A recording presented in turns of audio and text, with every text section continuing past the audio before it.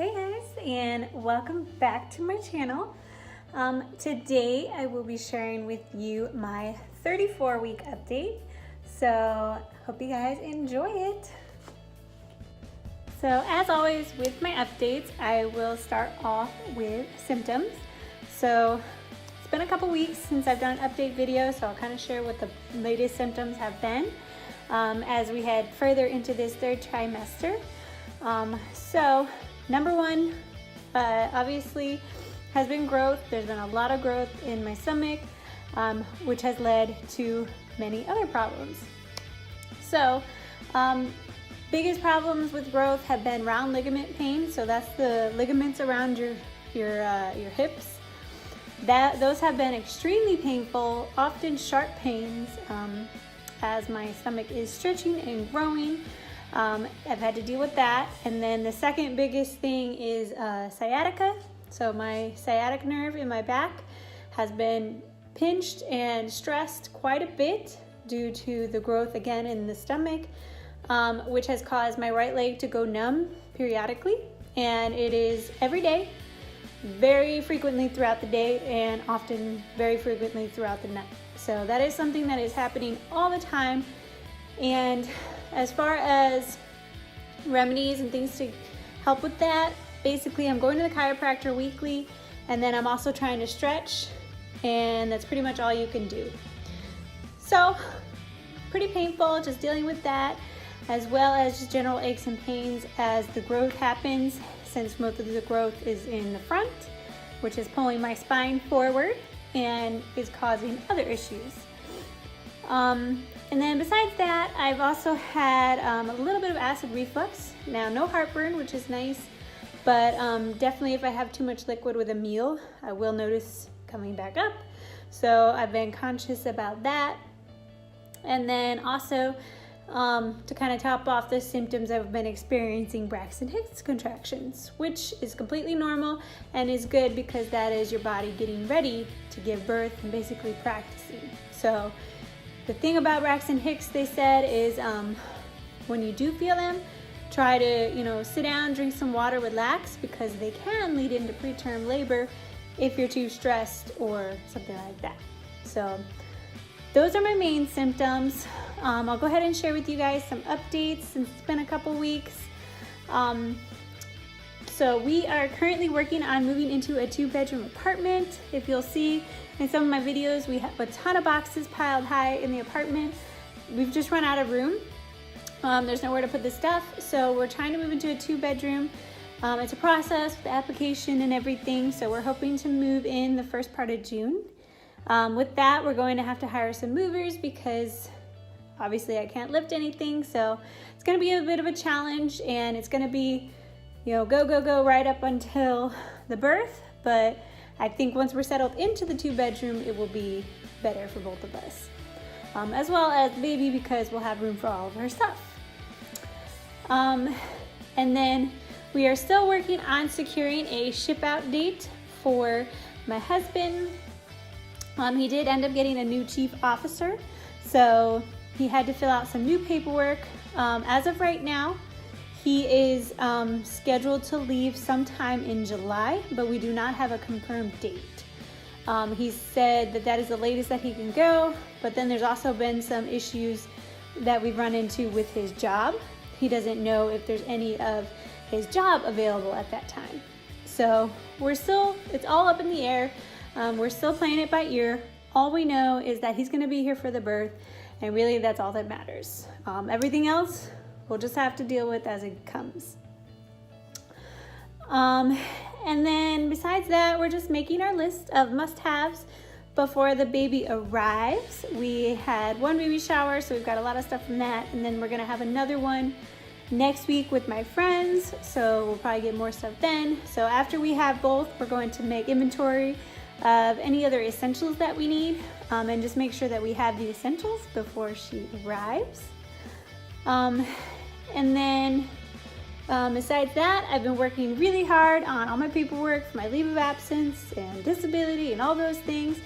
If you've been a mom before, you know that this is a lot of paperwork, and you have to do it ahead of time, and you have to do it right.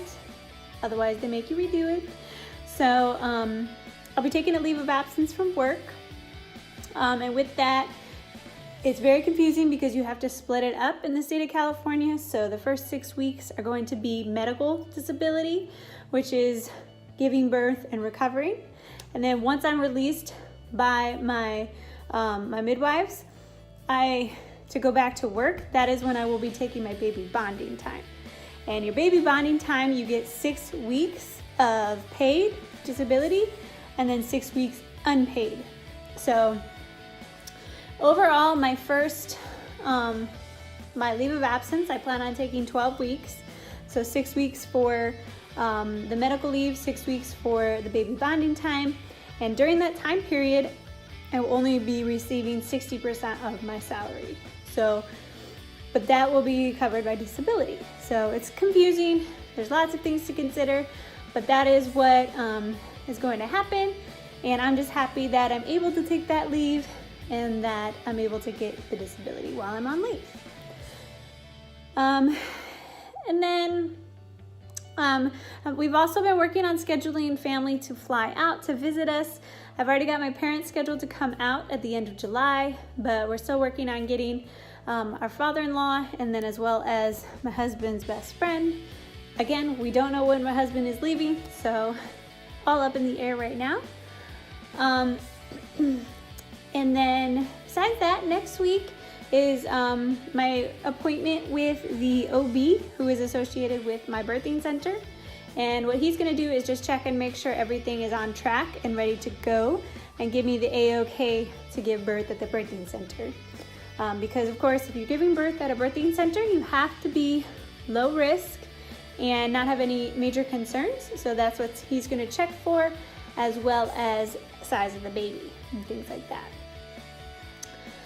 And then also, the week after that, we have an appointment scheduled with a pediatrician for a prenatal consultation to try and establish a pediatrician for our little one. So that way we don't even have to think about it when she arrives. It's just already in place and we can just go from there. We've also been thinking about daycares.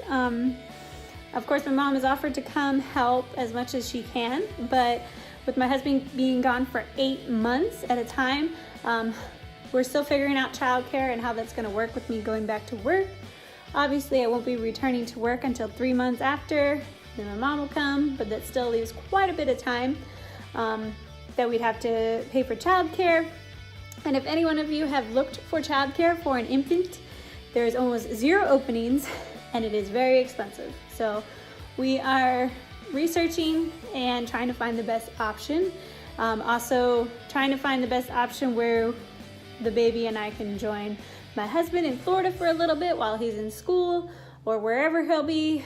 So that way he doesn't miss the entire first 8 months of her life. So that's something we're working on right now. A lot up in the air, but day by day, little by little, we're chipping away at it. And so other than that, I've just been trying to keep active. I've been doing more EMOMs, every minute on the minute workouts. So maybe 30 minutes or less, plus a walk every day, and that's been enough. With the extra pain, the sciatica, the pulling, I don't want to push it more than I need to because that's really not going to do anything for me.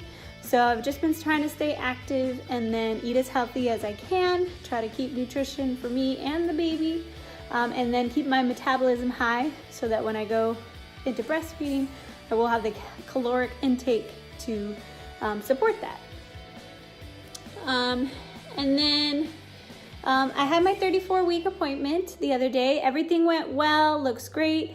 Heart rate's good, but the only concern is that the baby is posterior, so we do have to get her to turn around before she gives birth. Otherwise, her head will be on my spine during labor, which will be extremely painful. So there's some exercises that I'm gonna have to be doing every day to try to get her to flip around. Also, if she flips around, it'll be a little less painful when she's kicking and moving around in my stomach. Because right now I can feel everything, but when she turns around, it'll be more of like a kick up. So that's where we're at right now with that, trying to get her to move around. And then that in 2 weeks, that'll be our last bi-weekly appointment at 36 weeks. And then after that, it will be every week will be our appointments.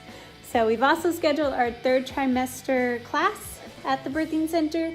And what they do with that is they go over labor, delivery, what to expect, what to bring, all those things, the whole process. And then we decide which room we would like to give birth in. And then we go from there. So other than that, we're just really excited getting everything together. I've got about 1 month left of work. I plan on finishing my last day of work on June 14th, which is 39 weeks for me. And then that just kind of fell at a good time for the pay period and everything. And then since it's my first baby, I most likely won't give birth till closer to 41 weeks. So, you know, it should be fine as far as timing, and that'll just give me a little bit of time to relax at home. I'd rather take more time with the baby than before she arrives. So that is where we are at right now. But if you guys have any questions or are curious about anything, feel free to reach out. But I hope you enjoyed this little update. I will try and share some good information with you guys next week in a different style of video. But if you have any suggestions or things you'd like me to address, feel free to comment below. Hope you guys have a great day. Thanks for watching.